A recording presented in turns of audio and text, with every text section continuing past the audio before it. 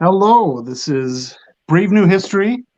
We're here with Gnostic Quran as well as Daniel Hopkins, and we're talking about Manichean origins for Islam, and we might be on a few tangents as well. And yeah, so thank you guys for joining us. And Yeah. our Thank you uh, as always to having Thanks. me. yep, absolutely. So maybe we'll start with Daniel. What do you think about the idea of Manichean origins? Geez, well, one thing that's very interesting is most scholars today don't even mention the testimony of the early church fathers. And you guys probably heard me bring it up a million times just because I think it's so essential. Not saying that they're correct or not, but just their testimony is very interesting.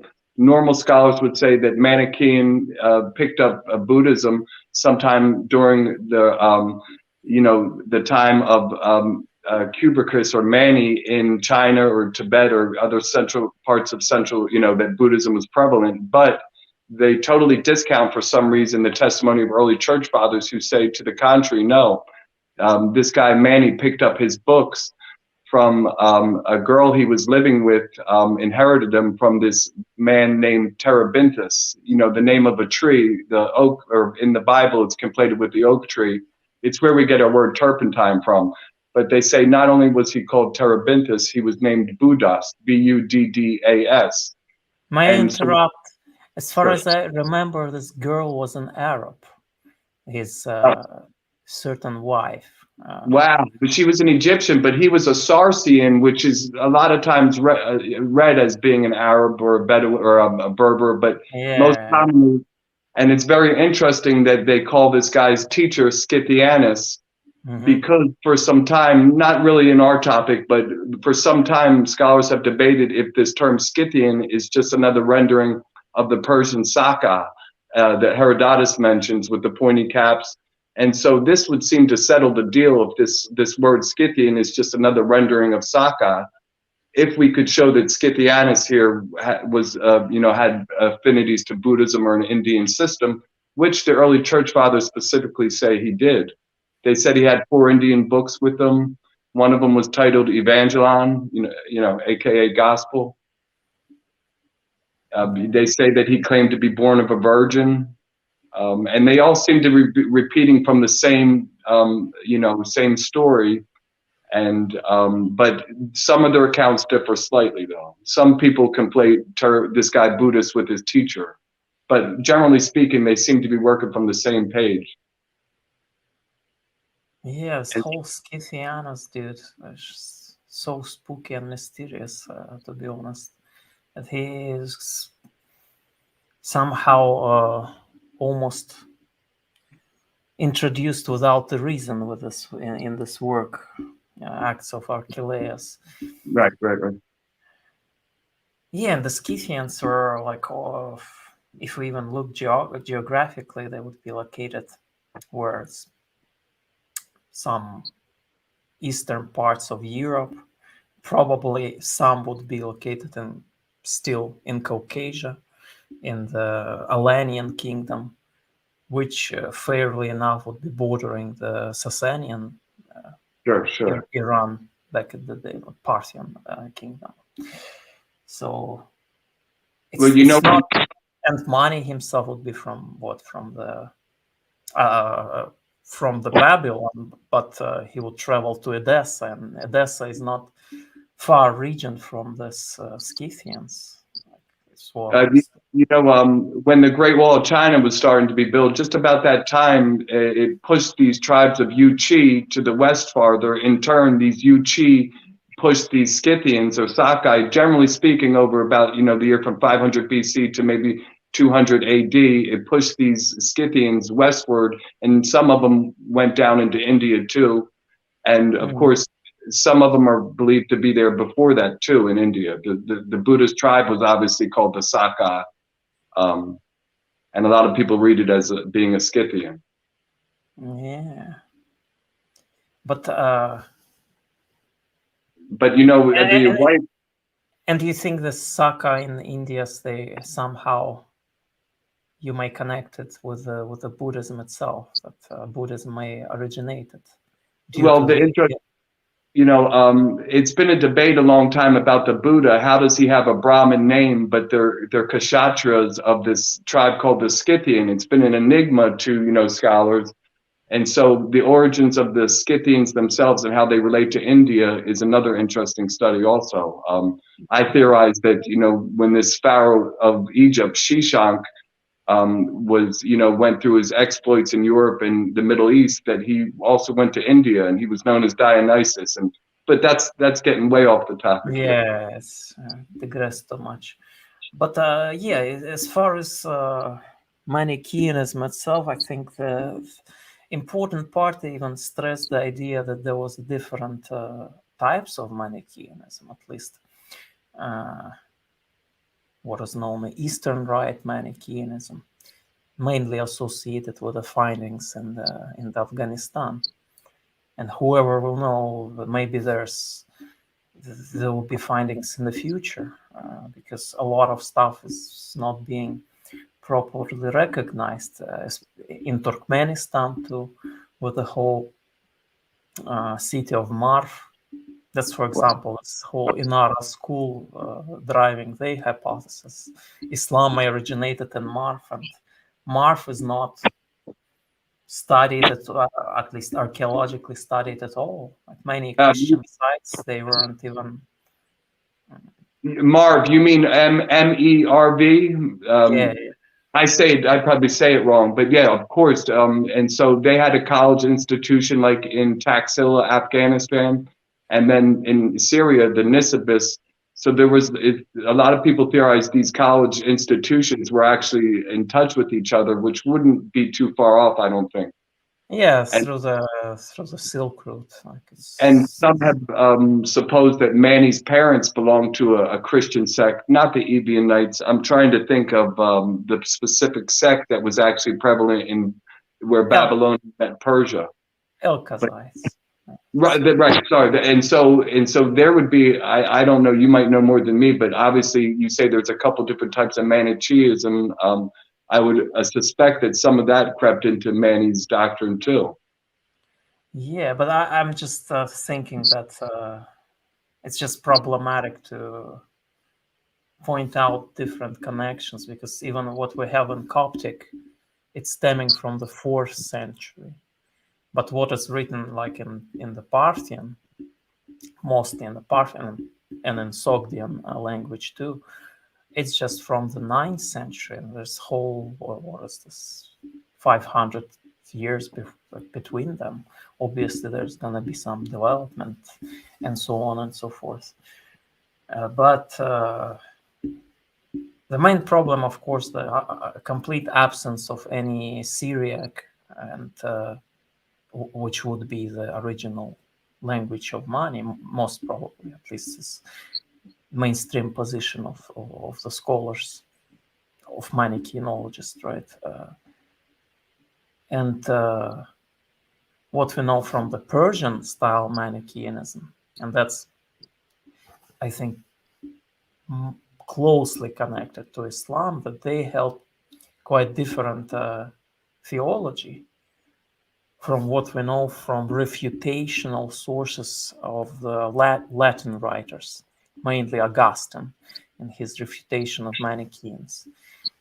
Because from Augustine we see a complete determinism, deterministic ideas that the whole world basically is kind of a war between dark and light, and this Right. dark and light predispose our actions. Like everything basically predetermined. This is very, very interesting, because early church fathers specifically say that this character Buddhas, he taught the doctrine of quote unquote 2 principles. And then they go to say that, and the one thing that's above these 2 principles. So a lot of people naturally say this is a Persian type of dualism that was prevalent at the time. But so another interesting fact is that you said the war against darkness and light, the Mandeans actually have a lot of shared concept with the Manicheans. And so interestingly enough, it's been an enigma to scholars. How come these Mandeans have first century establishments in both Persia, Babylonia, and in Judea, Palestine. And so, but when you remember that the early church fathers say this guy Buddhas was actually persecuted away from Palestine to exactly the area where we have the earliest Mandeans. It's speculative, but there could be a definite connection there. Because some literal connection, definitely. Right. Even the whole terminology, what would be the light in Syriac would be Nura, which corresponded to Arabic Nur, and the darkness would be Zulma, which also corresponded to Arabic Zulm. And you can already see it in some Qumran materials, this sons of light versus sons of darkness. So maybe just stemming from some proto-source. And there was a whole movement. It wasn't just one weird sect on the periphery of the Roman Empire. Most probably we're dealing with some rivalry to the Byzantine Christianity tradition. But what I wanted to say, about the distinction, later on, this Manicheanism would appear in Iran during this crisis of the 5th century, and that would correspond to the reign of the Kawat. He was the period of turmoil and emergence of the school of Mazdakism, which often deemed to be like this kind of first communistic movement, in a sense, and sexually promiscuous because of the most probably wife-sharing concept, that wife was seen as the communal property, in a sense. And that follows into Tibet, to parts of Tibet and other cultures that stretch up northeast of the Mazdaism. And scholars about a century ago did point out that if this guy Buddhas claimed to be born of a virgin, it was probably a mark of the Mazda, the followers of Ahura Mazda, who really, esteemed the virgin concept. Not that Buddhists didn't really hold that, sanctified also. Yeah, and I myself think that you already see some kerygmas of that in the Quran, but I will certainly not bring it up today and in the future because, well, my head's still on my shoulders. But as far as this whole idea of the Mazdakism, they actually were libertarians or libertines in the position of freedom of will. They stressed the importance of freedom of will, contrasting to what we see in the Augustine writing. And while you see some reports of heresiologists about the whole issue, Syria Chronicles, they would just call them Manicheans. They won't stress the fact that there was some Mazda guy. They would just straight away call them Manicheans. And there's some interesting passage. And as Manicheans in our realm, meaning in Roman Empire, they were aware of the fact that some guys were executed, because later on, unfortunately, as it's often happens, the Mazdak, how to call it, this paradigmal leader of this community was later on just executed by the arrow shots. Well, when early church fathers are covering this guy Manny, they like to make fun of him, and they even pun on his name with our word maniac. And so it's interesting to note they make fun of him for believing that bread is alive. I forget the exact sentiment. You might know Nasakram, but how the Manichean. They would just use the Greek manes, and it's basically even this current English maniac would etymologically stem from this Greek, right. And it's just the pun of the church fathers. Obviously, it's classic tactics. And same would be with these reports. They would say, And our heretics here, they knew about the fact that this Mazda guy were executed, and our emperor burned some of them, like in almost humoristic way right. they describe it. Yeah, and this maniac stuff too. Later, as you know, in the Hadith tradition, Muhammad is all. I mean, you can see it in the Quran itself that the opponents of the Muhammad will call him Majnun, possessed by the genes. Crazy. Yeah, And basically so, crazy person. And do you So think that started as polemics that made its way into the Quran? I think it's just the echoes of original Manic. Yeah, probably. Oh, so it's polemics against Mani Maybe that they was were just associated with Muhammad. post-projecting, because these guys were so sophisticated in their theology, these Ebionites. They would hold this radical ideas of the celestial aeons incarnating in the bodies of these chosen prophets. So they might be thinking that Muhammad himself is a reincarnation of Mani. I mean, the early Muslim community. It's quite plausible, given the fact that his whole name of Isa spelled very weirdly and corresponds actually to Syriac Jesse, not to the Yahshua in anyhow. And well, there was this Jessene movement, at least from the mouth of Epiphanius. I don't know whether you can trust them, but as far as I know, there is no like bias against like why have even made up this stuff. They were venerating Jesse. And I think that the best explanation, they would think that Jesus is reincarnation of Jesse. That's why they would make this identification. do you know Gnostic Quran? Why in the Quran the name Isa, I can't pronounce it like you, but why there was a rendering of Jesus at the time, or Joshua, in Aramaic or Aramaic, and it wasn't used. So in other words, can you speak to the form of the name Isa in the Quran and how it differs from the known spelling? Yeah, the known spelling would be Yahshua, even in Aramaic. It would just follow the classic, like how it's spelled in the Hebrew Bible. And if we're talking about the Western dialect of Syriac, in Eastern dialect, it would be just spelled Eisho with some sort of a drop of the final aleph, of the final ain. Yeah. And if we're dealing, there was some proposal that may be stemming from Mandean. In Mandean, it would be spelled exactly like in Eastern Aramaic, but it actually would begin with the ain, just like in Arabic, Arisa with the ain sound. But as far as I know, in Mandaic, there is no such sound as in a Mandean language, like in Arabic. It's weird sounding. They would just use it as the glottal stop. But there's a whole lot of debate on this issue.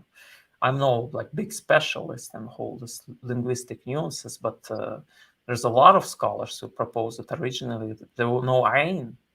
It must be probably some glottal stop like in Hebrew and in usual Aramaic. But it's spelled completely different. Like it's just for me, the most convincing argument was brought up by Luxembourg, who identified it with the Syriac Ishai. Because this last letter, which is used in Arabic, Alif Maksura, most probably, and it's conferred by such scholars as Ahmad al-Jalat, Marijan van Putten, or Marine, if I pronounce it correctly, but they stated that there was this imala sound, and in Aramaic, this I and is often, depending on the dialect, you can easily interchange them. So it's not a big problem. So we're clearly dealing with this Jesse prophet. And the whole issue was brought up by Ahmad al-Jalad because he's working with this Nabatean material, with the Safavidic epigraphy. There's a whole lot of rocks in the Jordan. There's a lot of inscriptions. And in one of the inscriptions, he found what he thought as this name of Jesus. But it's spelled not exactly like in Quranic Arabic. Because in Quranic, it would be Ain, Ya, Sin, and Alif Maksura. But what he found is Ain, Sin, dropping the second letter Ya, and Alif Maksura. And this particular form in the Quran is used as the modal auxiliary to indicate some wish, oftenly translated perhaps, maybe. But sometimes, and I made the whole video about this, sometimes you can easily put the name on it. And I don't know, maybe it's Isa, maybe it's just local Nabatean deity. Because, well, Ahmad al-Jalad gives the conclusion that maybe it's just the Christian, it's Arabic adoption of the Christian Jesus.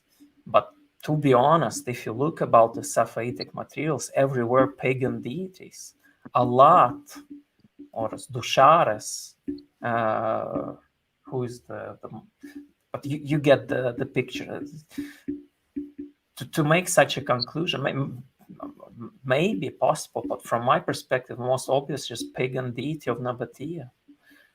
Well, we're told the word Jesus comes from Joshua, or the prophet Isaiah actually has that's usually taken to mean this. Isaiah is taken to mean the same thing as Joshua. The Lord saves, but they parallel each other almost like the Quranic version of Jesus compared to the known rendering in Arabic.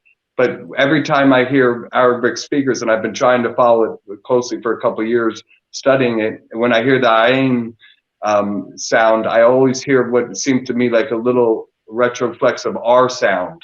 And it's very interesting to note that in Sanskrit and the local dialects of Prakrit, the exact same thing happens. And so what we call Maharisha in Sanskrit, in the local or the common language of Prakrit would have been Mahaisha. They kind of totally wipe out the R. There's maybe a little trace of it. And sometimes in Sanskrit, this R is actually read as a vowel, if I'm not mistaken. Yeah, it's, how is it? I don't know the terminology in English, sorry, but there is a specific term for that when this sound softens in the pronunciation. But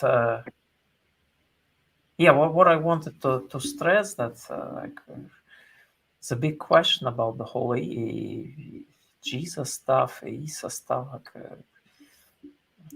I mean, if we do follow the Byzantine Christianity, then yes, the Jesus is the Jesus of Nazareth, but most probably there's like a whole lot of different Christologies going on from my perspective. If we even look into Gnostic materials, Jesus is quite different from what the later post-Chalcedonian tradition would ascribe to his I don't know, personality, because it's not the same, because he's not just human person, he's also divine person to his whole being, right? So I don't know, but yeah, as far as Manichean, we just will digress, I think, but there's actually a very interesting report of Biruni about the money, and Biruni was like this more or less orthodox scholar. He was a great scientist, no doubt about that, but he was like almost staunch defender of the orthodoxy, which would be Ashari, Aqidah, Ashari beliefs. And he reported that money was never some sort of did this missionary activity in India, by his own will and admonition, he was banished to India because he was prohibited to preach his own religion in the current day Iran, back at the day during the reign of this Bahram II. And most probably they had some beef with a local Zoroastrian priesthood. It's another topic, right? What kind of religion was Zoroastrianism in the 3rd century? But he was like banished to this land.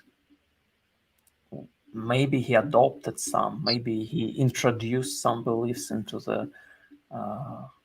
this geographical region. But for some reason, he decided to come back to the Iran. Maybe he thought that this is some sort of a motherland for him, and it is almost a duty for him to preach his religion in his motherland. But when he returned, he was executed because he broke the treaty, which he most probably never even assigned, that he won't return to the Iran, or you would be killed. Basically, that was the threat of this king or Shah. And yeah, what I wanted to say that many ideas in the Western type of Buddhism is very similar, at least the strict vegetarianism, which was quite a thing in this Judeo-Nazarene sects, Ebionites, Nazarites, who else? Elkazites and Manicheans, which just a subsect in that case of and I'm using sect in not in negative sense, of this Elkazite community. So maybe there was cause and effect. Sure. The popular Buddhism at that time, as you might know, was the missionary type, was more often the Mahayana, and they were more extreme, usually about vegetarianism. Whereas the older Buddhist monks had to beg more often, and they had to eat what was given. That was less so, but you're absolutely right. That type of extreme vegetarianism wasn't seen really in early Buddhism. Yeah, and they would just beg, and sometimes the people would just give the charity in the form of meat, because it was the usual food, at least back at the pork. Have you ever heard that Manny was a guitar player, the oud, or that he, like one of the first rock stars? Have you ever come across testimony saying that he was a cave? I heard the testimonies him being the perfect artist, and one of his book was the book of Illuminations or something, which is all about the paintings. Cave paintings, in particular, if I'm not mistaken, cave paintings, which were in vogue with the Buddhists at the time too, specifically in caves. And probably the earliest pastel painting a couple years ago was in Afghanistan, discovered behind the Bamiyan Buddhist statues the Taliban blew up. Anyway, I heard him that he played the guitar or the oud, and I only saw one reference to that. I always thought it was interesting, and I wanted to ask you if you ever heard anything about it. Yeah, I haven't heard about that, to be honest. There's actually some Persian miniature depicting Mani as the painter. He just sits and draws some painting on the miniature itself. And there's some scholar, I don't remember the name, he's even proposed that the whole Persian miniature as the field of the art may be deeply influenced or stemming from originally Manichean art.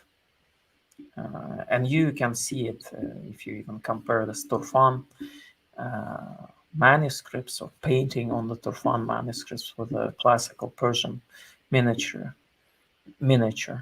which what is the earliest, 11th century or something. with like depiction of Muhammad, his visionary experiences, like the descent into the hellish realms. Yeah, even this whole ideas of the hellish realms, like there's certain layers of hell, like it's already presented in Buddhism, not in Narakas, right? This, I don't know how Now, structure and all that. Yeah, continue. so when we think about like Ebionite influence, Manichean, Buddhist, right? So where did Islam go astray from the obvious truths of vegetarianism? Well, I Like why? propose that most probably what we're dealing with is just that at some moment of history, some Manichean sect decided, well, let's allow some meat. At least there is the strong hint to the fish meat that it's allowed in some verse of the Quran. I myself very doubtful about any other meat than fish, as you can interpret. I mean, there's some passage in the Quran saying that there's like camels, they are sitting in rows, so eat from them. And you can interpret this eat from them as literally slaughter them and eat their meat, or eat from them. Maybe there's milk was intended in the minds of the author.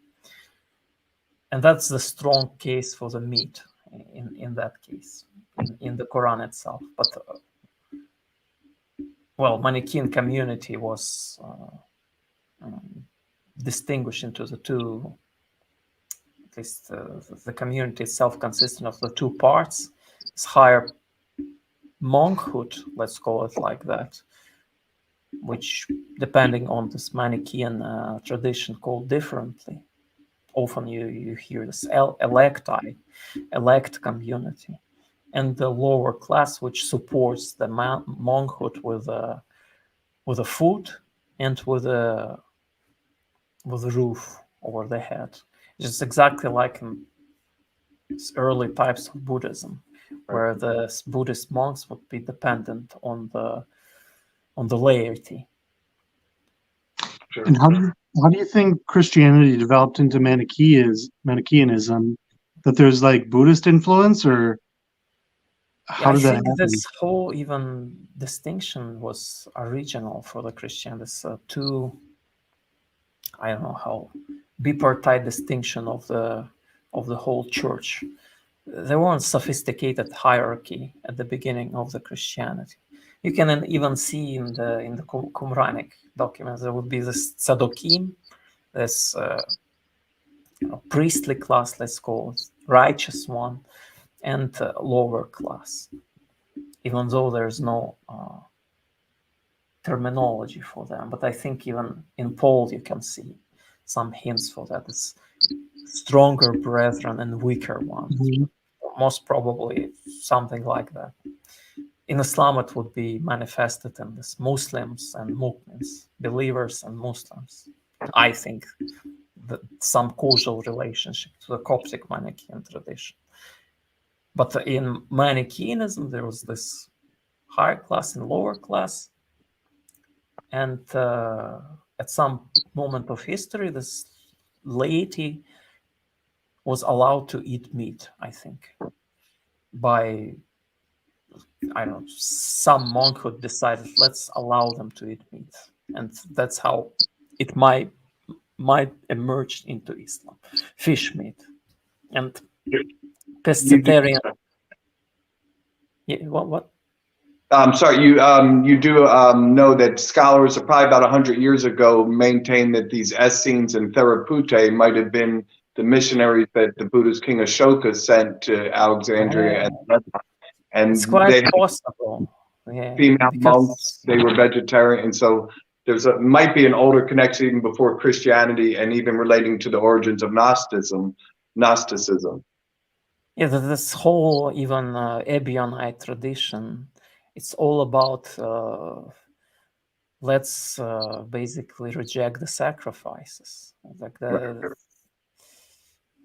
it's circling, and I myself think that if there is a beef between Ebionites and Paul, it wasn't about the nature of the law of the Torah as it's often portrayed. It would be precisely about the sacrifices, because Ebionites were very strict in that case. Like, if you do sacrifices, you're basically pagan. You're doing the pagan activity, sacrifices innocent animals to the pagan gods. Whilst for Paul, it's, I mean, you might argue there's some contradictory statement, right? Some passages in Paul imply rejection of idol meat, but some passages in Paul quite clear, like, oh, it's just, as Dr. Price often says, just the steak. Like, oh, what the heck? You can eat that. And the whole, like, it would fit perfectly if we if we look into the Buddhism. Buddhism itself was all about, again, let's ban the sacrifices. It's a role. One of the most esteemed economists of a century ago, his name was Alexander Del Mar, and he wrote a book titled The Worship of Augustus Caesar. But he says in his preface to the book that he had to change the whole meaning of the book. And so, to make a long story short, he traces these Buddhists specifically by their bloodless altar.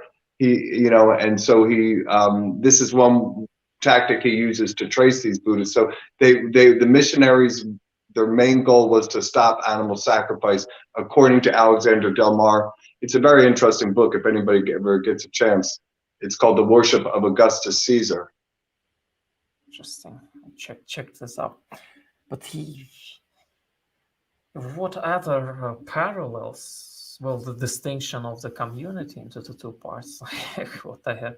Because in Roman Empire was already established hierarchy of priesthood, highly developed, comparing to what we see in this primitive, I don't know how to call it, Judeo-Christianity is always branded, but who knows how they themselves identify. And what also unites the Manicheans, Islam in that case, and this Ebionites, is just idea that the Torah was corrupted. It was all about that. It's early in the Manichean canon, we see that Mani himself rejects as part of the Torah. Most probably, I think that originally Manicheans rejected the Old Testament prophets. There is high probability, at least, for that. And later on, I think some groups decided, no, this Old Testament guys are actually good. And you can see it in the Manichean Kernel Codex, in the Greek Codex, which was like a very small little book found by some surprise. I don't think it was in some private collection, and some guy smuggled the stuff. And it's quite evident that they venerate like Adam, Noah, as I suppose as venerated figure. Why they would even mention them? Which surprisingly you find this figure in Quran. There is no Moses, by the way, because the most venerated guy in the Quran itself would be Moses, just the prophet which is mentioned most of the time in the text.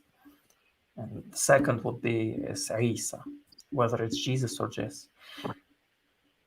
Yeah, this rejection of the official established Torah, it was tampered by the priesthood in order to insert sacrifices.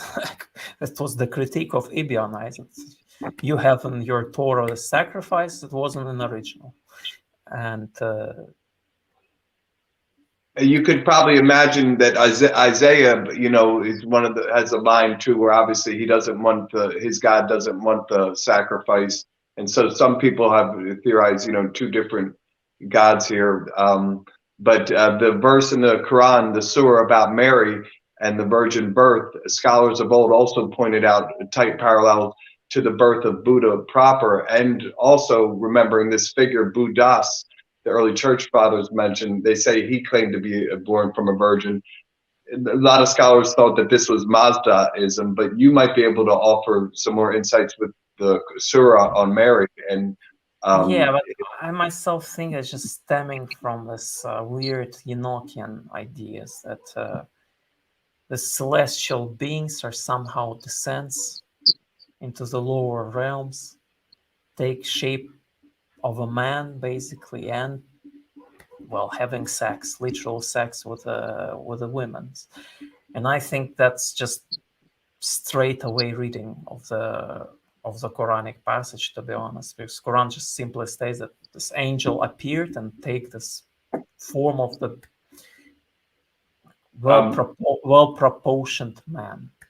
Let's say it like that. Maybe there was weird ideas about how this inception going on. Is it like really physical, or I don't know. Maybe well, the Mandeans, their hero, not Jesus figure, but slightly like him. You might be able to tell us more. His name is Anush, usually spelled Anush, and it sounds like another rendering of Enoch itself, which is interesting. As far as I know, there's differences in even in Mandaic between this Anush. It's a different.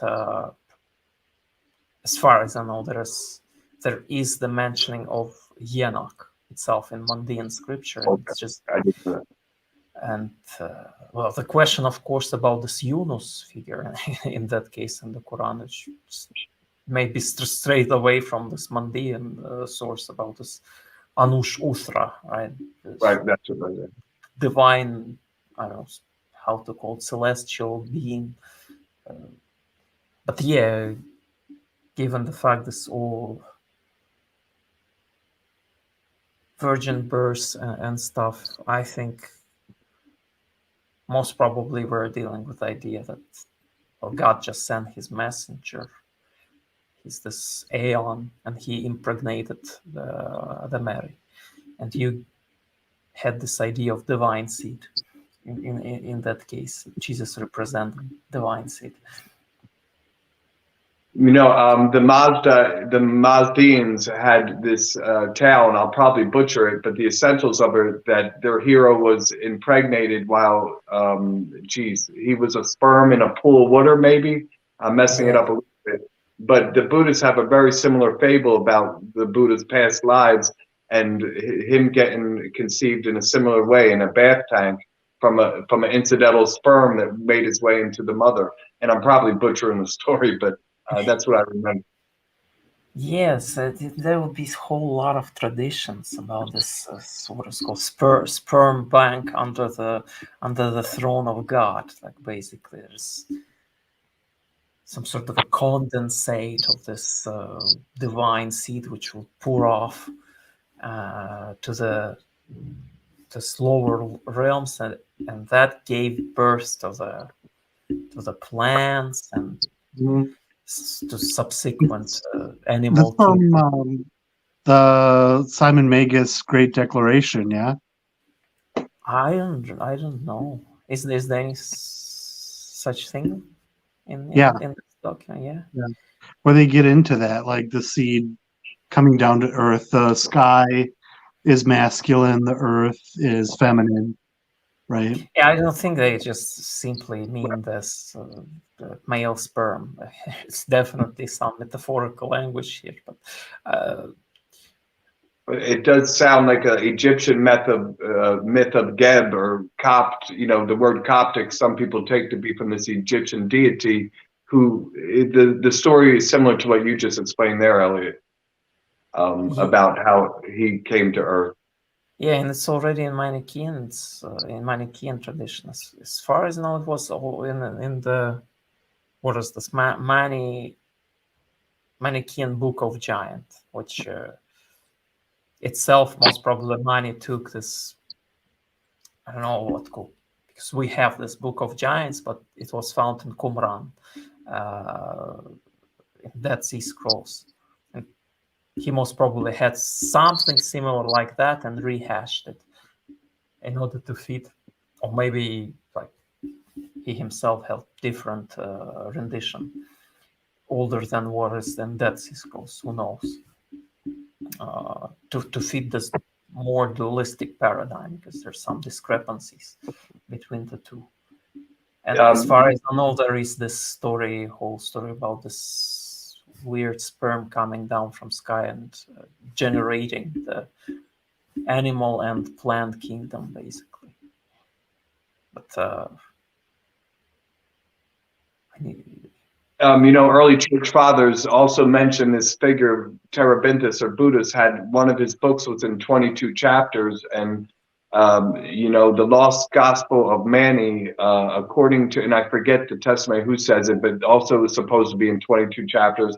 And interesting, the original recension of the Lotus Sutra, which was very popular with these Mahayana missionaries, was also said to be in 22 chapters. And so the other interesting thing there is that this term evangelon or gospel, good message, it has some interesting parallels to the word sadharma, and so basically in Greek religion, obviously the daemons were almost like bodhisattvas. They could have been bad, but the good daemons were. And, and so, well, boy, I just lost my train of thought. I forgot. It's like agato demons and kako demons. Right. The good demons. Yeah, Sure. it's similar in a sense, right? And even this whole idea that like there's some sort of like radical transformation with Zoroastrianism, such a load of crap. It's the whole Iran is with this Dare Meher, and it's not necessarily sacred Zoroastrian fires. They're not about the Meher. They're about the Azar or Athur, as he's spelled. It's basically Iranian version of Agni. So it's Devic in nature, and it's not Ahuric, like this whole idea that there was some sort of an inversion of the Hindu pantheon. Yeah, but sure. One point of contact that scholars often neglect is this so-called imposter who Cyrus's son Cambyses, supposedly, or I'm sorry, who Darius killed to take power of the Persia. His name was Kometa or Kometi, however you want to say it. It's the exact same name of these Cambodians, and so this so-called imposter, sent out that there was going to be a tax remittance on the whole empire, supposedly a very liberal ruler himself before Darius killed him. And so some of these features look like the result of Buddhist propagandists in Iran and Persia and Babylonia. Yeah, the land of Iran, yeah. I even, I just retract to Biruni, because he wrote actually the whole Iran before Zoroastrian. They all like Buddhists everywhere. I mean, whether you can trust him or not, but maybe just the form of the Buddhism itself was just. He's quite frequently cited when it comes to India, and we're probably better off for having his work, I think. But I've seen so many citations of this. But he lived close to India. He lived in Khorasan, and in later parts of his life, as far as I know. But he himself was disappointed by Mani, because all his life he strived to find out this. One of the Mani's the books of the mysteries, and right. At the end of his life, like just by pure coincidence, one of his friends was part of this Barmakid family, and that's another story. This Barmakids, how they played, what role they played in the Abbasid politics, and as you mentioned, this Nava Bihara, most probably Barmakids were patrons of this temple.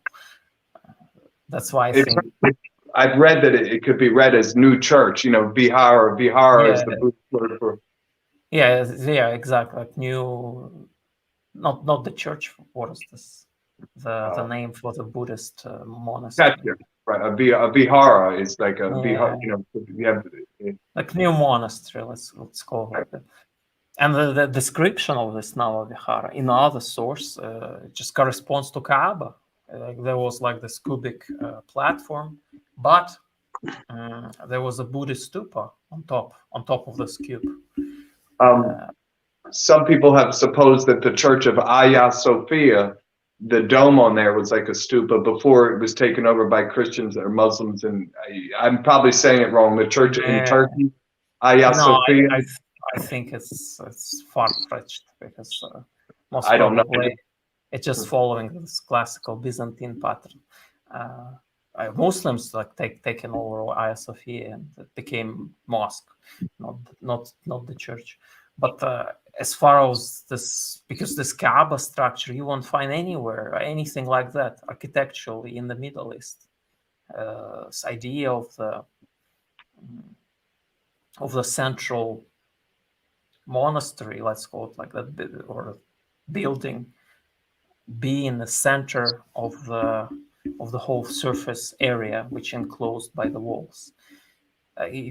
Because usually in the Christian churches, right, this church is located or built close to the northern wall of the enclosed area.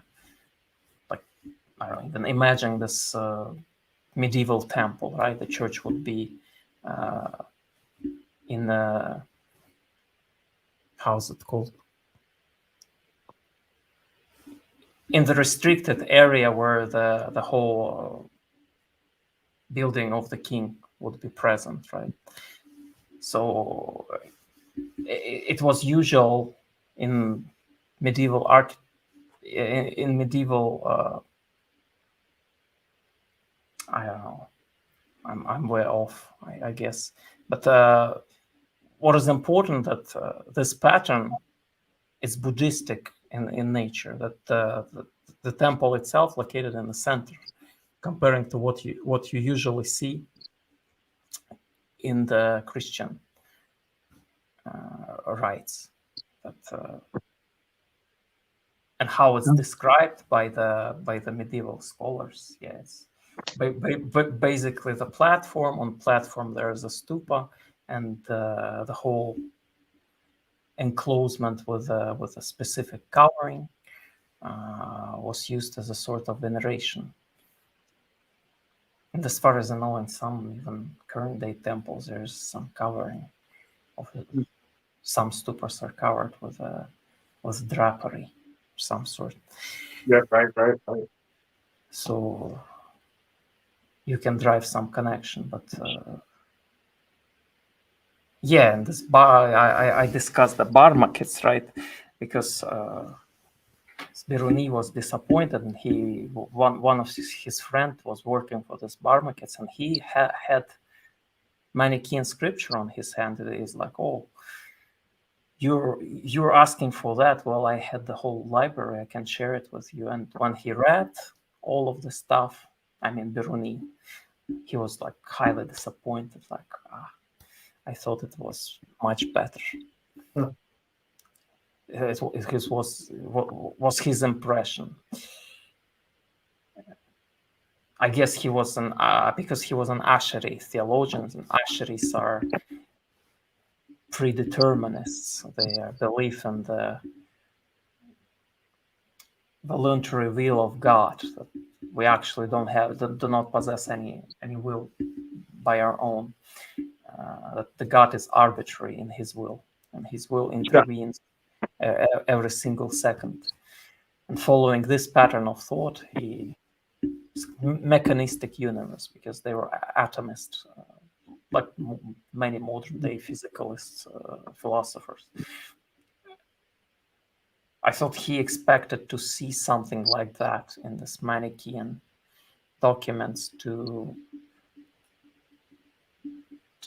to approve his own belief, but he didn't find it. I Uh, guess that's why he was so critical towards the Mani writings. But it's my speculation. How do you read the name Mani itself? I mean, obviously, a lot of people know that in Buddhism, the word Mani means jewel, and it was used for a name. Some have theorized other connections, but how do you read the name? Is it a title? Was it given to him? Did he take it, or? Well, I myself think it's just the title. Is the diminutive of the Menachem, of the Hebrew Menachem, and it's like it's often in Hebrew when you see that even this Benjamin Netanyahu, the prime minister of Israel, he's called Bibi when you're just make a short version of the name, and that's sort of what is happening with the name of Mani, I think. And there was a lot of this Menachems in the Essene community and Menachem tradition in Talmud, that there would be certain messiahs with this particular name, almost 3 of them, which indicates that Menachem itself, if we do translate it literally from Hebrew, it means comforter. And that ties it up with a paraclete, the idea of the comforter of Christ. It's supposedly the name Muhammad, Ahmed, is, and that was one reason they argued that Muhammad was the foreseen the Paraclete. Yeah, that's just the earliest hadith claim, at least. It's stemming from the Sirah of Ibn Hisham, which itself was a recension of another work. It's interesting to note that at the time that you're speaking of, and you probably know about this too, the Mahayana Buddhists, their future Buddha, they didn't call Maitreya a form of Mithra. They pronounced it Maha, meaning great, Metteyya, like the basketball player that took the name Metteyya. So they would say Mahametteyya, which does sound a lot like the word Muhammad. Yeah, that's interesting, because that's the big pain in the well-known place for the scholars, because early recension of the Muhammad name and the epigraphy, it's not Muhammad, it's Mahmad, and many evidence suggests this pronunciation, at least Middle Persian, Coptic, Syriac, Byzantine chronicles describing the whole early Muslim movement. They call him Mahmad. Well, it's very, very close to Muhammad, yeah. With the Jewish bar mitzvah, the mid in there, if I'm not mistaken, it could be cognate with this Indian concept of Metteyya, because the idea of loving, but I haven't looked at my notes in so long, I couldn't say anything else about that. Yeah, it's phonetically similar, Metteyya, mitzvah. But yeah, there can be so much, like some scholars derive it from this Manichean idea of Manochmet, and Manochmet was the third emanation in the Manichean scheme. He was identified with Jesus the Luminous, what is also called this salvific figure, redeeming figure. Some scholars straight away, well, it's just Hebrew, right? Mahmad in that case would be just the Hebrew participle of Chemat, someone lovely, someone precious. You would call this Mahmad. But yeah, it's the big speculation, I think, but both of that. So I myself, if you do follow Hebrew pattern, right, it would be something desired in that case. And well, in Valentinian tradition, there, as you know, there was the whole system with the 30 aeons, and these aeons are combined into the pairs, syzygies, And this last, basically, syzygy, which was the cause of creating the whole universe, Sophia, the counterpart of the Sophia is desired, and the whole cosmic drama appears because of this contemplation of Sophia, her strong desire to understand this, I don't know, this higher figure of the Father, which is like absolutely transcendental. And well, because of this egoistic will, she begat the demon, the abortion, Ildabaoth. And that was because of the detachment of this, the lowest syzygy you have in the whole picture of this 30 aeons, desired, and the Sophia. But what is interesting in Irenaeus, in his reports when he discussing the Valentinians, he says that the Valentinians themselves, they do identify this desired with the figure of Christ. So maybe there's some connection to that they would use Valentinian terminology. That's the best I can give. But I mean, it's possible that it's stemming from to be honest, even if you look into the Hinduism, what be the, you often see that Hindus portray Islam as a Shaivic religion, as the religion belonging to the realm of Shiva, with its in its representation, because it's warrior-like, and the destruction itself associated with the Shiva. And the Shiva is called Mahadeva, so maybe there's some weird transformation through Middle Persian, but I don't know. Maybe it's Hebrew, maybe it's like Parthian, who knows?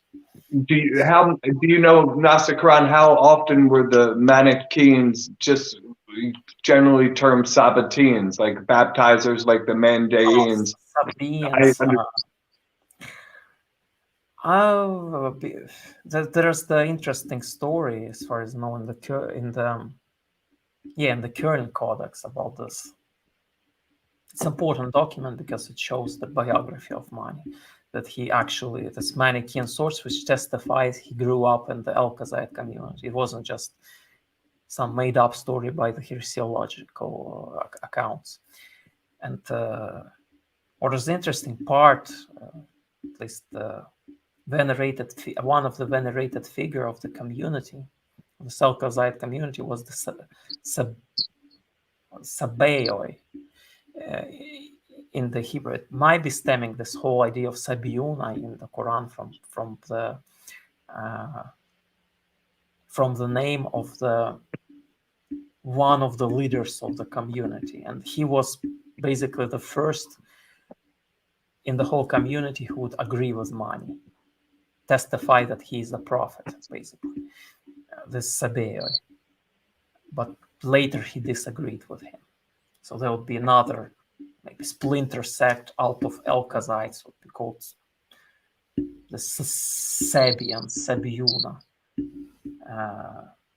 But from Kern Codex, it's separate. This movement is separate from the movement of Mani. Because, well, if the Quran mentions Sabiuna, that means Manicheans, right? But it would totally destroy my argument, right? Because if it's the truth, because, well, the Quran itself is not Manichean document, why he would refer to the outer group as Manichean? Yeah, but there's some even proposal that the Sabiuna might be some weird Yemenite cult of the Sabaeans, and they held. What kind of religion was there is the big debate in the current day studies, because I don't know if you're familiar with Old Testament archaeology, but supposedly these structures called masabas, they're almost like the towers, not stupas. It's hard to explain exactly what they look like. but that supposedly these people from in between Syria and Turkey called the Nisabis. And so in India, they're probably called the Nichabis in the Manu Samhita, and the Buddhists probably know them as Lichabis. And scholars of old era said that they were from Persia or even traced them back to Syria or Turkey themselves. And so this word Shiva, they were originally Shiva worshippers too. So as might be, we have this attestation of the same word across different language families. And because our scholars are generally, you know, grouped into this category or that category, they haven't been able to read all the names together as being the same name. Yeah, and Yemen was the trade port for the India. Like the whole trade route would pass the trade winds there were just right. They would continuously circle these merchants. I mean, by sea. Right. Through the Yemen, I don't remember. Just fall off of my head the name of the town, which was the port town with the India, connected to the India. But they would have a trade. So obviously, it would be Indians who would be located locally in Yemen to translate the stuff. And you know, Herodotus, the so-called father of history, he says that the Ethiopians, and by that some people see like an affiliation with these Yemenites, that they were the same as the Indians. You know, so there's probably a real tight culture that our Eurocentric scholarship that's spread all over the world probably just isn't well to recognize.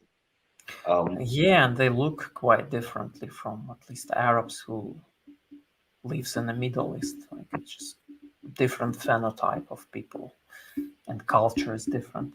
But yeah, obviously with some kind of what the hell. Yeah, with Ethiopia itself, is the whole trade route will pass down through the what is this Red Sea into the Suez, and through Suez into the Mediterranean Sea. So that would be the whole trade route in that antiquity. And well, of course, there are gonna be some influences, religious influences. How people not only gonna trade but travel too. At least wealthy people. I don't know if it's Pliny the Elder or younger who mentions that, you know, Rome was in debt with India, and they sent so many ships every year, which was a pretty large number. And it's quite probable because Romans were oftenly allied themselves with this what's called Eastern enemies of Iran. Right, they would just ally with those on the other scope of the world in order to just make war difficult for Iran, because Iran needed to fight the both sides at the same time. And even when this war, great Byzantine war with the Sasanians, Byzantines would ally themselves with the Turks, with the Gokturk Khaganate. It's not far-fetched to think that they would ally themselves with Indians, because Indians would be the superpower back in the day, during the day of the Pliny the Elder. So, yeah. But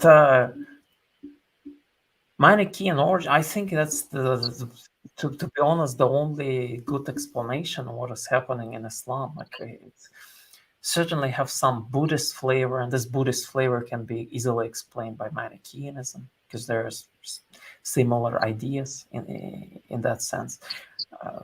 More stricter influence of Buddhism you will see in the Hadith tradition, not Manichaeanism, but straight away Buddhism. The whole rite you will see is in the Kaaba. It's that you need to shave your head, do not hurt any animal. What the hell is that?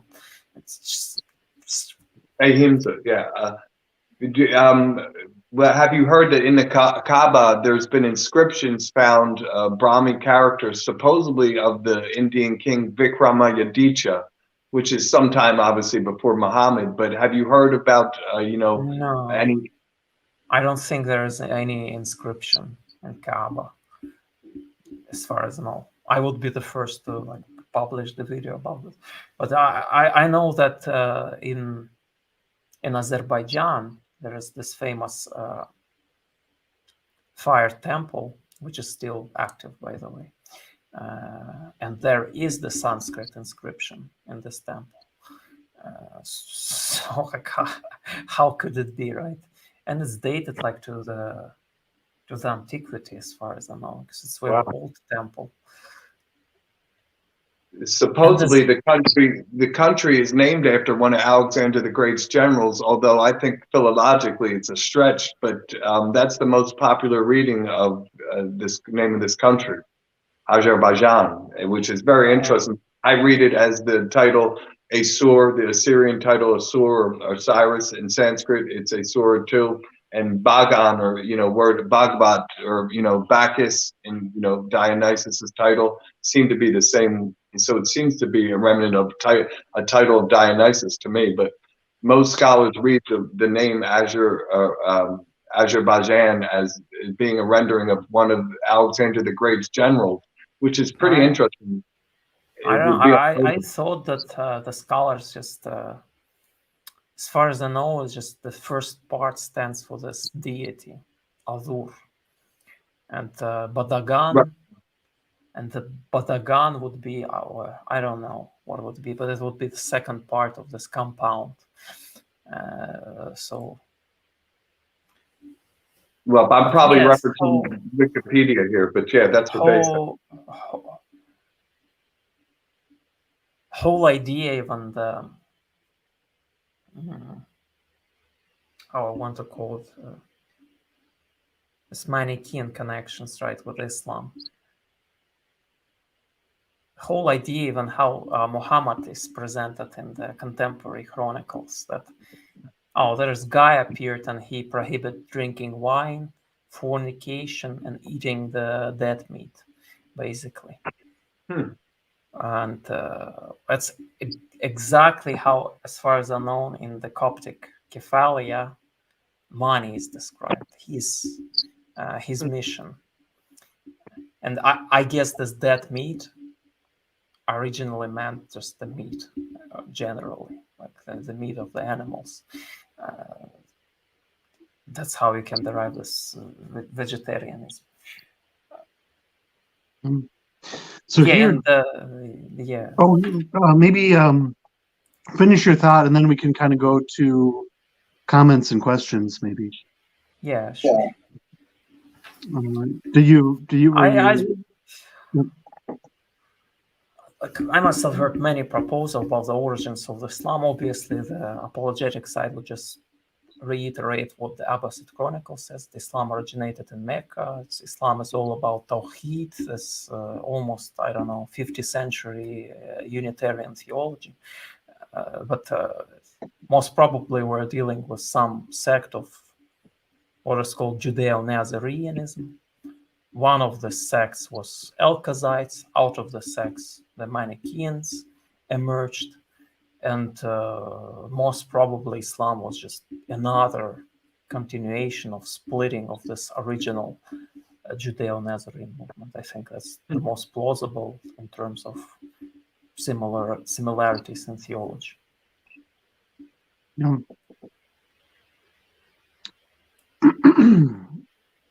All right, so here, one of our earliest comments here. Carl Karsnak, thanks so much. Yes, lots of pagan stuff in the Quran. There are chapters called Sun, Moon, and Zodiac. And the Kaaba was a storehouse for idols from its start. Well, I mean, do we know that? I mean, that's a deep tradition. Because the sun, moon can be interpreted differently. And zodiac is probably referring to what is called Najm in the Quran, often translated as stars. But if you look into the Manichean Parthian documents, there's exactly the same Najm appears, but it's a Middle Persian word, not the Semitic. And you will find anything in the sister Semitic languages to Arabic, in Hebrew, in Syriac, in Ge'ez, nothing like this Najm.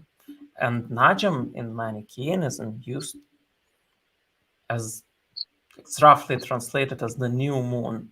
And in Manichaean manuscripts, it used to designate this. It's just complicated because Manichaeans had these different Jesus figures. There's like the layers of Jesus, basically. There's this divine Jesus, intermediary Jesus, earthly Jesus, and one of this higher Jesus was called this new moon. It's And similar to the Judeans, right? Yeah, exactly. It's Syro-Mesopotamian Gnosis, as it's often called. And sun and moon, to be honest, it's already in Manichaeanism. This idea that sun and moon is a certain, I don't know how to describe it, certain cosmic pumps. Basically, they pump up this light particles, somehow transform them and send them into the upper realms. That was the whole idea. And sun and moon appears in the many Manichaean documents. There's Manichaean seals with the sun and moon on it. Later on, even in Bogomil churches, at least in one of the churches, there's this interesting not the cemetery, but sort of underground church. There's the whole stela. There's the cross. On the left side is the sun. On the right side, by the cross, is the moon. This symbology was just, I think, how to call it, describe this similar attitude towards this specific celestial, how is it called? Elliot, help me. Celestial planets are sphere. Spheres, yes, celestial spheres. They were introduced into the broader cosmology. Are you familiar with the Manichean belief that when the moon waxes and wanes, the more that the light's on the moon, that the more that it was filled with the departed souls before their journey, like you said, out of the sphere? Yeah, they had some weird belief. They had believed that when the sun disappears, it's actually not. It is disappearing corresponding with appearance of this dragonic deity somehow, which swallows the sun and moon. And right. In India, it's sure there's a similar, Rahu is the deity who swallows the moon. But in Jerusalem, supposedly at the time of Jesus, a little bit before, there was a tradition where people would stand on the roofs of their houses on one foot and howl at the moon. And I might be messing up a little bit, but you see a very similar tradition in Tibet. Obviously, Buddhism didn't make it till Tibet, until well after the time of Jesus. But to think that there was no interaction between, the Tibetans and the Bon people in India would probably be naive also. But the fact that they're standing on one leg is interesting, and that the moon's involved is very interesting. And so obviously in India, the figure known as Mercury, I lost my train of thought there. But it's just, it's even general in the current days of Zoroastrians. They would pray, if they are not praying inside this temple where the sacred fire is located, they would, in the temple, they pray towards the fire. Outside the temple, they pray depending on the day or night, either towards the sun or towards the moon. And at least from some accounts of heresiologists, the Manichaeans prayed exactly the same way. So interesting. So here, let's see here.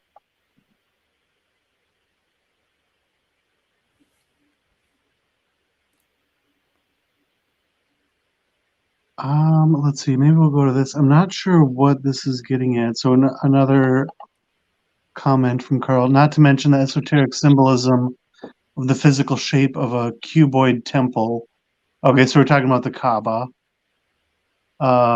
Temple / heaven, which is described in both the Old Testament and New Testament. Yeah, I just how to say it properly. It's a big problem with this old Kaaba, whether it's really was the like was it part of the early Islam or not. That's the big debate in the modern academia, as far as I know. There's a lot of proposal Kaaba might be the just temple of the Jerusalem, so original one. And that's why there's this rock, which would be just the rock of Abraham. How do you read the name Gnostic Quran? Kaaba, Greek, from the word cube, or Just cube in Arabic. Like if you do translate it literally, just cube. Right back to the scripts real quick. It's interesting to note that the Indian numerals obviously make their way through the Arab hand before they reach Europe, and it seems like this might be part of the same, line of transmission from east to west. As far as But if you're taking like the early attested Islam, like, they would just use Indian numerals. Like why? And that's really pain in the known place for everyone who using the Arabic, because letters are from right to left, but the numbers from left to right, and that's very like inconvenient. Let's call it.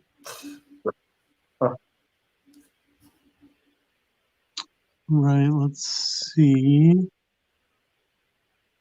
Going through comments.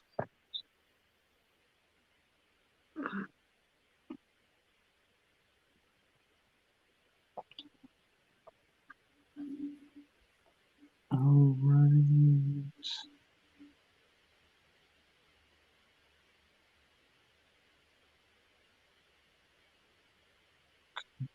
We're here to get a good one. Oh, here's a good comment that we can go on. I know this is kind of Daniel's thing. Yeah. Abraham and Brahman.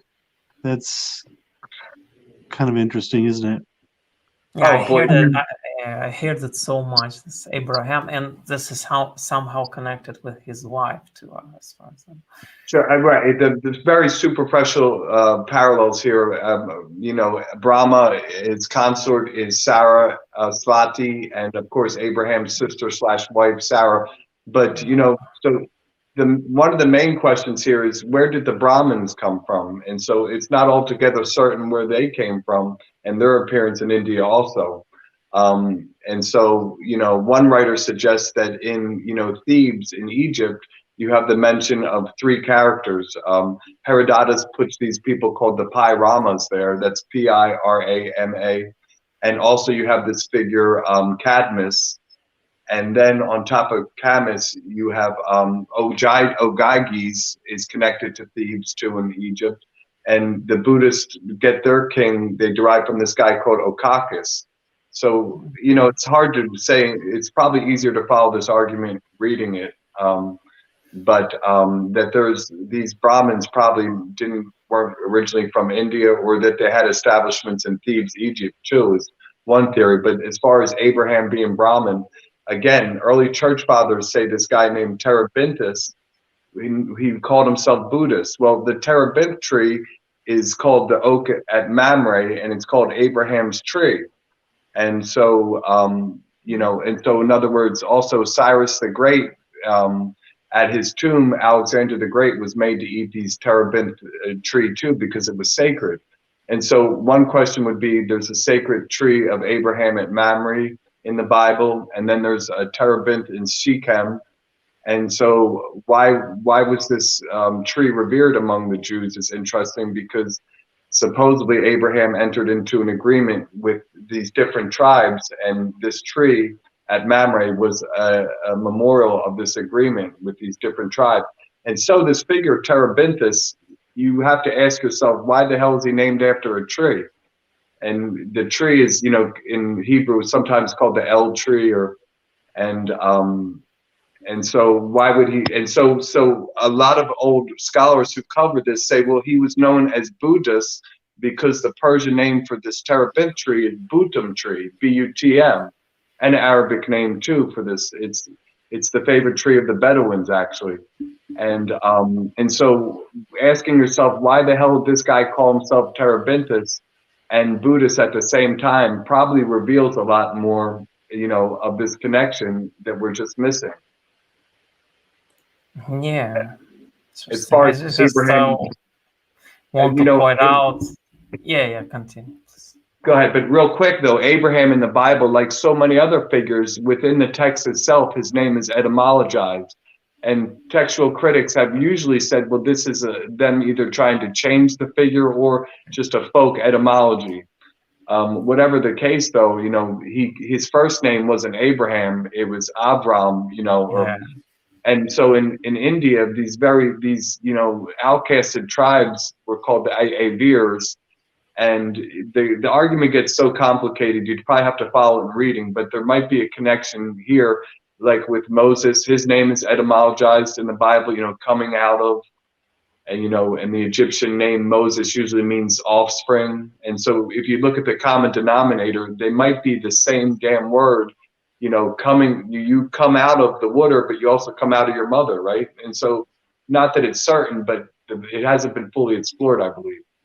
Yeah, it's like Moses. That's just the same. Right. Born of thought, sure. Yeah, but as far as the folk etymology, if you just look into the straight away reading of Abraham, it would be like the father of the womb. Right, Abraham, right. And that's strange. As far as I know, there is the whole concept of this womb realm in the Buddhism. That maybe there's some connection, but I think so. I'm just off the rail. Yeah. All right. So let's see. We have a comment. So let's see. Oh, here we go. Also with Carl, I believe John the Baptist, Pythagoras, and the Exodus Israelites were all veggie too. I went veggie years ago as well. Yeah, John the Baptist probably was. It's just Pythagoras, I think. As far as I know, too, like they were strict. Yeah.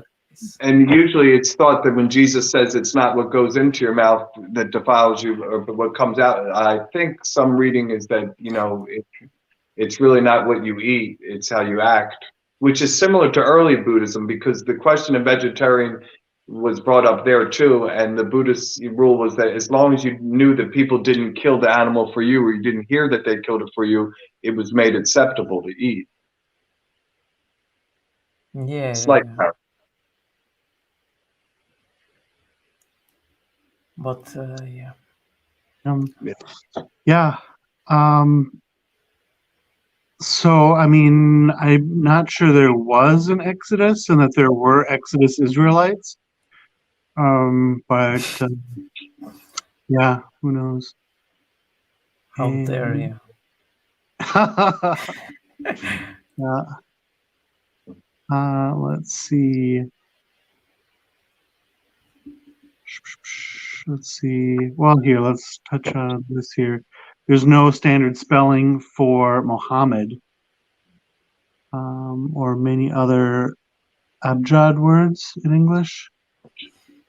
Well, how it's spelled in early contemporary non-Muslim sources is Mahmud, and this is nonsensical from Arabic standpoint, because passive participle need this "u" and the second last sound, but more proper with Mahmud, not Mahmud, which strongly indicates that this is the borrowing and not the Arabic. But yeah, I already stated that it's just a billion of possible solutions to that. All right, and let's go on to this one, also by Carl. Ethiopia has many places to the Greeks. Yeah, that's kind of interesting how isn't Ethiopia or something like in the ancient maps the entirety of Africa? Yeah, almost. Like they Yeah. just whole Egypt is just part of Ethiopia. Oh I yeah. think that was more the Middle Ages, because I do, even the Greeks, Homer, says the Ethiopians are the wisest of men. And so I think they even distinguish between the Berbers of North Africa, but I could be mistaken. I think that's more of a Middle Age, Dark Ages, phenomenon. But Yeah, Yeah. discrepancies in old cards. I guess normal phenomenon. Um, Lots of interesting Jewish genetics. Yeah, that's why this religion of Himyar is very interesting subject. Nobody knows what the hell is happening in this Yemen. What kind of religion was there? Because probably some of that influenced the Quran, this religion. That's why you have Ar-Rahman Ar-Rahim. The chief deity in Himyar is Rahman. Chief I deity mean, in what? in Himyar, in this Yemenite kingdom, Jewish kingdom. So maybe there's some connection. That's why Yeah. Seems like Rahman would be just what it would be. Merciful, right? As the sort of active parts, not the active participle, but what is called resembled participle in Sifa Mushabbaha. But well, Rahma is the womb. I guess maybe there's some weird ideas in their head that they would associate some sort of I don't know, a state in the womb as a divine one. very big with the You can see it in Buddhism as womb. right, very big with the Mahayanas, the Garbha, sure, the womb of the Tathagata. So And some people suggest that the stupa shape itself is like a womb.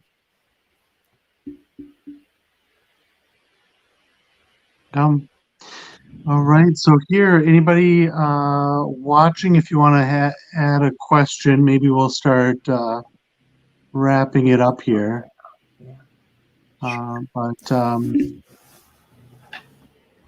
If there is any questions you may ask us, we will try to give your answer. Yep. There you go.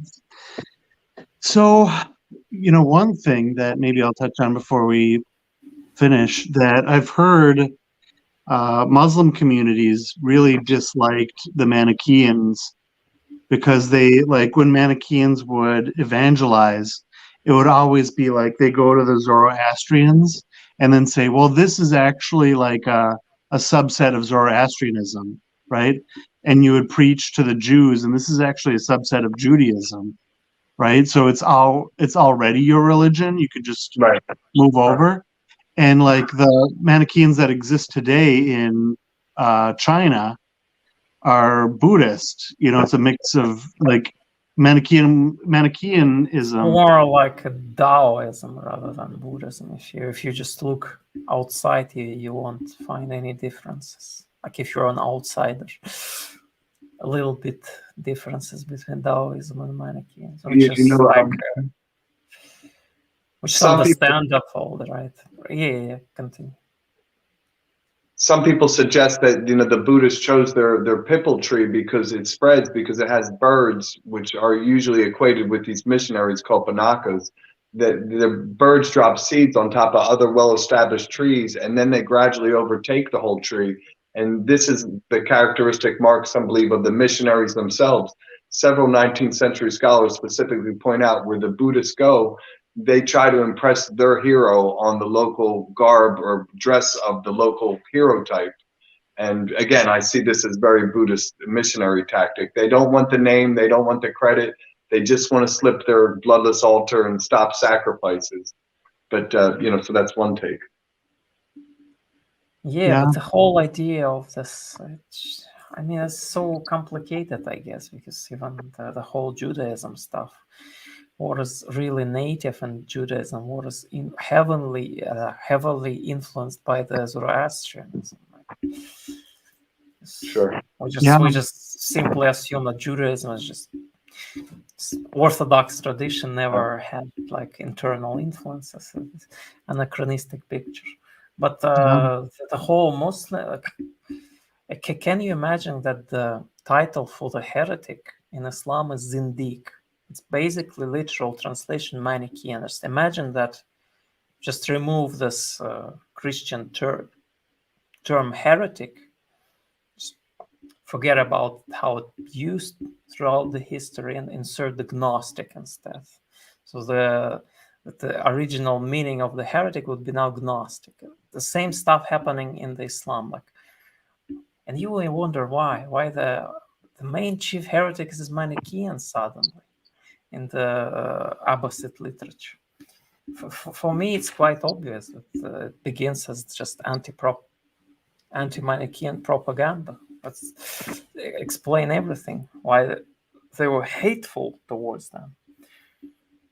And there's a lot of evidences that Umayyads were connected to Manicheans. It's Umayyad dynasty, which before Abbasids, and it's just satanic regime for the Abbasids. Like everything is bad in Islam is Umayyads. Well,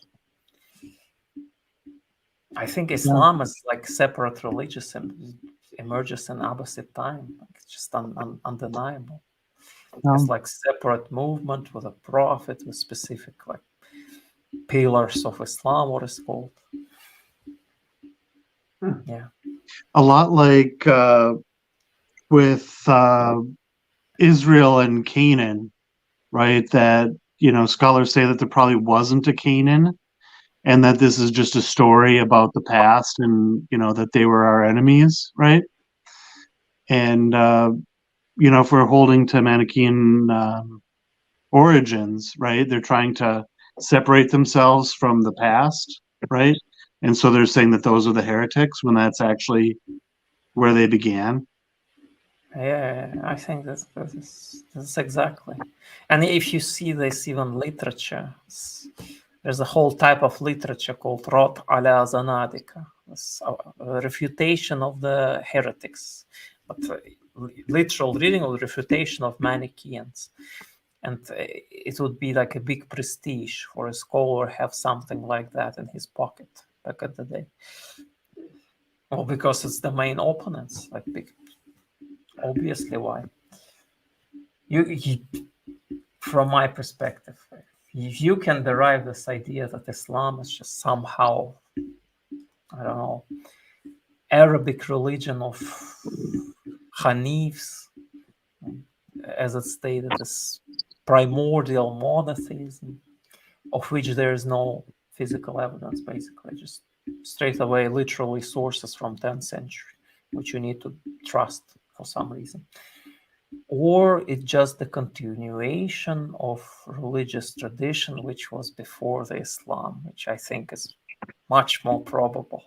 Yeah. They say that's how all religions start, is from an old religion, that nothing just kind of springs up one day, right? There's a Chinese saying, you don't carve new rules on rotten wood. Or that you don't, I forget the exact Chinese saying, but you don't have to tear down the church sometimes just to reface it. It's the idea. And also, right around the time of Constantine, where we had the church father Eusebius, he was mentioning specifically that that this man Terebinthus was in the area, and also that Constantine's mother had him cut down this sacred terebinth tree. So this seems to me like the anti-Manicheism attitude of Constantine. For some reason, his mother was particularly against Manicheism, and the connection to this figure Terebinthus I read as a possibility why she cut this tree down, lopped it off, this really well-known terebinth tree.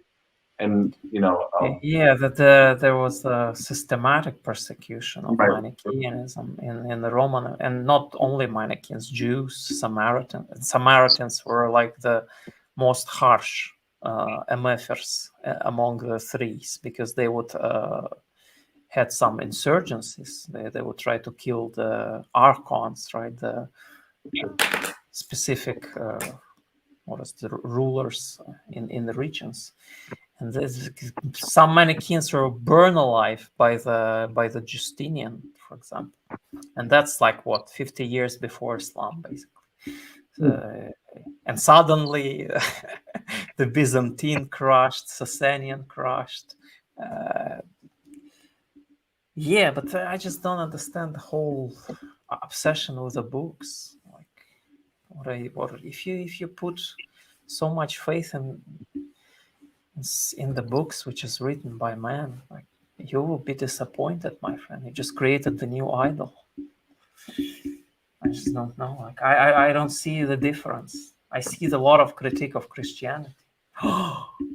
The word became flesh, became man, kufr, shirk.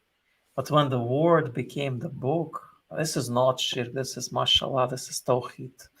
Oh, interesting. But this whole idea that the Torah is perfectly preserved, the New Testament is perfectly preserved, Quran is perfectly preserved, you will be disappointed, my friend.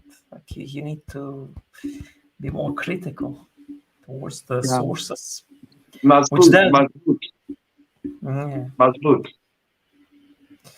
Which is definitely not was like written like some, I don't know, hand of God coming out of the sky and writing the scripture. It was men who written the scripture, most probably priestly guys who had incentives to write the scripture into their own favor, I guess. So I don't know. Yeah, I think so. All right, maybe let's see, we'll stop there. Yeah. Sounds good? Yeah. Thanks again, guys. Appreciate it. Both you guys. Appreciate it. It was fun. Yeah, thanks for coming. Yeah, it was interesting. So, yeah, and everybody for watching, thanks so much. And yeah, until next time. Sign off.